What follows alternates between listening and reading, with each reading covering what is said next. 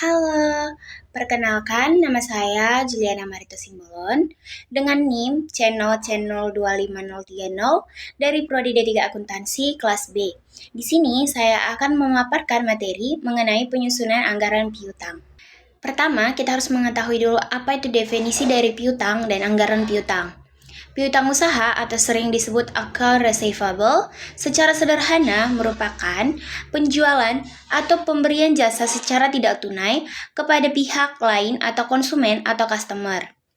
Menurut Warren Reef dan Fess pada tahun 2005, piutang adalah semua klaim dalam bentuk uang terhadap pihak lain, termasuk individu, perusahaan, atau organisasi. Sri Dwi Ari Ambarwati pada tahun 2010 menjelaskan piutang adalah sejumlah saldo yang akan diterima dari pelanggan. Nah, sehingga anggaran piutang adalah suatu anggaran yang secara terperinci merencanakan perubahan piutang usaha selama periode yang akan datang, meliputi rencana mengenai bertambahnya piutang karena penjualan kredit dan berkurangnya jumlah piutang karena adanya pelunasan piutang, penyisihan piutang, penghapusan piutang, dan potongan penjualan. Jenis dari anggaran piutang ada beberapa jenis, yaitu piutang surat berharga, beban bayar di muka, setoran jaminan, piutang pajak, pinjaman pekerja, piutang usaha muka, piutang wesel, piutang usaha, dan piutang lainnya. Di sini saya akan membahas piutang wesel dan piutang usaha saja. Piutang wesel atau notes receivable adalah piutang yang didukung janji tertulis dalam bentuk wesel. Piutang wesel dan piutang surat berharga dapat terjadi karena menjual barang secara kredit atau pemberian pinjaman dalam bentuk uang. Piutang uang muka dapat terjadi setelah uang muka beli barang atau uang muka kerja. Piutang usaha atau account receivable adalah piutang yang timbul sebagai akibat menjual barang dan jasa secara kredit dari usaha pokok perusahaan. Piutang usaha berbeda dengan piutang dagang. Piutang usaha meliputi piutang dagang, sedangkan piutang dagang hanya terdapat pada perusahaan dagang yang menjual barang dagangannya secara kredit. Piutang usaha ini meliputi seluruh macam perusahaan yang menjual barang atau jasa dari usaha pokoknya secara kredit. Ada 3 manfaat dari anggaran piutang. Yang pertama itu sebagai pedoman kerja, sebagai dasar penyusunan anggaran piutang untuk tahun yang akan datang, karena telah diketahui jumlah tingkat penerimaan pelunasan piutang pada bulan-bulan sebelumnya. Yang kedua itu sebagai alat pengkoordinasian kerja, sebagai alat untuk mengendalikan jumlah piutang dalam jangka waktu tagihan supaya tidak terjadi keterlambatan pembayaran kredit penjualan. Dan yang ketiga itu sebagai alat pengawasan kerja untuk menilai kinerja perusahaan dalam mengelola perputaran piutang yang nantinya akan berakibat pada jumlah kas yang ada di perusahaan. Ketiga hal itu merupakan manfaat anggaran piutang secara umum. Nah, ada juga secara khusus manfaat dari anggaran piutang, yaitu anggaran piutang adalah sebagai dasar penyusunan anggaran kas karena piutang yang tertagih akan berakibat penambahan terhadap kas. Faktor yang mempengaruhi anggaran piutang. Yang pertama itu volume barang yang dijual secara kredit. Volume barang yang dijual secara kredit lebih besar daripada tunai dapat semakin memperbesar anggaran dalam piutang usaha. Dan juga sebaliknya. Dan yang kedua, standar kredit. Semakin longgar standar kredit yang diberikan, maka semakin besar piutang yang tertanam dan semakin besar piutang yang tertanam dan semakin besar risiko kerugian piutang. Yang ketiga, jangka waktu kredit. Mempengaruhi besar kecilnya piutang usaha yang tertanam. Semakin panjang jangka waktu kredit, maka semakin besar piutang usaha yang tertanam.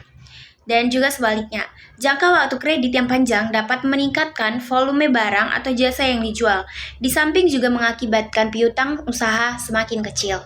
Dan yang keempat, pemberian potongan. Pemberian potongan yang besar akan memperkecil piutang usaha yang tertanam. Sebaliknya, pemberian potongan yang kecil memperkecil piutang yang tertanam. Yang kelima, pembatasan kredit. Yang dimaksud di sini adalah pembatasan kredit dalam arti kuantitatif, yaitu berkenan dengan batasan kredit maksimal yang akan diberikan. Pengaruhnya dalam piutang usaha, semakin tinggi batasan kredit, maka semakin besar piutang usaha yang tertanam, dan semakin rendah batasan kredit, maka semakin kecil piutang yang tertanam. Dan faktor yang keenam adalah kebijakan penagihan piutang. Kebijakan penagihan secara kredit secara aktif dapat memperkecil piutang usaha yang tertanam. Sebaliknya, kebijakan penagihan piutang secara pasif dapat memperbesar piutang usaha yang tertanam. Selanjutnya itu pengelolaan anggaran piutang mencakup 3 hal. Kegiatan yang pertama itu perencanaan jumlah dan pengumpulan piutang. Rencana jumlah piutang pada waktu yang akan datang disusun berdasarkan budget penjualan dengan memperhatikan persyaratan pembayaran yang ditawarkan perusahaan dan kebiasaan pelanggan dalam membayar bunganya. Yang kedua, pengendalian piutang.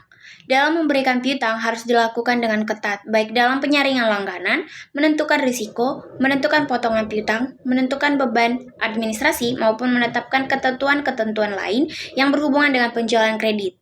Yang ketiga, penggunaan rasio. Perusahaan dapat membandingkan tingkat perputaran piutang dari perusahaan tertentu dengan perusahaan lainnya. Hal ini membantu manajer dalam menentukan kebijakan piutang di perusahaannya sendiri. Selanjutnya itu penyusunan anggaran piutang. Ada beberapa langkah yang dapat dilakukan dalam penyusunan ini. Yang pertama itu, menentukan besarnya jumlah penjualan tunai dan jumlah penjualan kredit yang dihasilkan oleh suatu perusahaan dalam jangka waktu 1 bulan atau triwulan. Yang kedua, menentukan besarnya bad debits atau besarnya piutang tak tertagih yang harus dicadangkan. Yang ketiga, mengidentifikasi besarnya term of credit.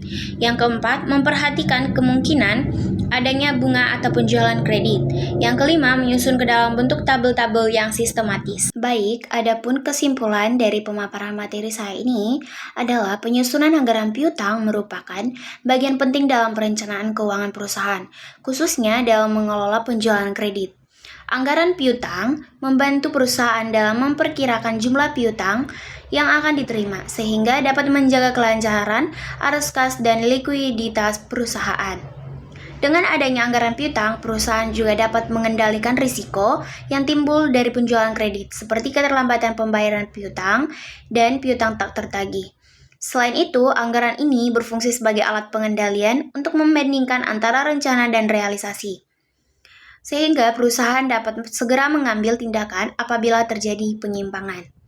Oleh karena itu, penyusunan anggaran piutang yang baik dan tepat sangat diperlukan agar kegiatan operasional berjalan lancar dalam perusahaan, serta mendukung pengambilan keputusan manajemen yang lebih efektif dan efisien. Baiklah, sekian penyampaian materi mengenai penyusunan anggaran piutang pada kali ini. Semoga materi yang telah saya paparkan dapat bermanfaat bagi kita semuanya. Saya ucapkan terima kasih.